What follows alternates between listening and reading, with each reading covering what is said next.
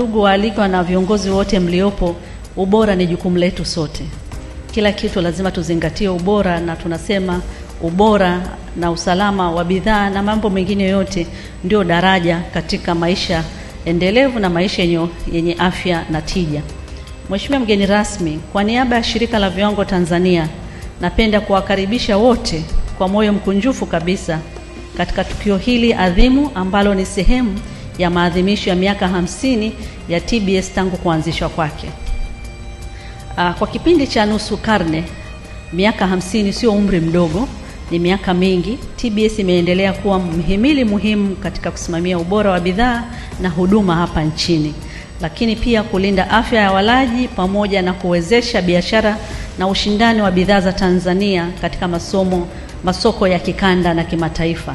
Tumekuwa ni taasisi uwezeshi kuhakikisha bidhaa zetu basi zinakuwa shindani katika masoko nje ya nchi, lakini zinakuwa zina ubora na tija pale zinapotumika na wananchi. Vile vile kutoka kuwa taasisi ndogo yenye rasilimali chache, TBS leo hii imekuwa na kuwa taasisi yenye miundombinu ya kisasa na ambayo inaendelea kukua, maabara zenye ithibati za kimataifa pamoja na mifumo ya tehama inayorahisisha utoaji wa huduma kwa wadau, na ambayo tunatarajia itaendelea kuimarishwa iwe mifumo ambayo ni rafiki. TBS wakati inaanza mwaka 75 ilikuwa na watumishi 36. Kwa hiyo mtaona ni safari ndefu, na hakika taasisi imekuwa. Katika kuimarisha huduma, TBS imeendelea kuwekeza katika ujenzi wa maabara mpya katika mikoa ya Dodoma, Mwanza na Arusha. Mheshimiwa mgeni rasmi, ni jambo la kujivunia zaidi kuwa washindi wetu wa kitaifa pia huwa tunawawasilisha katika kanda ambazo Shirika la Viwango Tanzania au kama nchi tunafungamana nayo. Tunamshukuru Mwenyezi Mungu, geographically tulipo Tanzania tupo katika Jumuiya ya Afrika Mashariki, lakini Jumuiya ya Maendeleo Kusini mwa Afrika.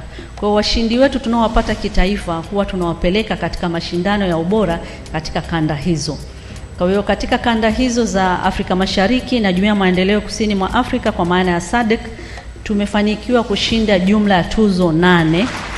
Mafanikio haya yanaonyesha wazi kuwa Tanzania ina uwezo mkubwa wa kuzalisha bidhaa na huduma zenye ubora unaotambulika kimataifa. Maadhimisho haya yanaongozwa na kauli mbiu isemayo kutoka changamoto kuelekea utatuzi wa changamoto hizo, chakula salama kila mahali.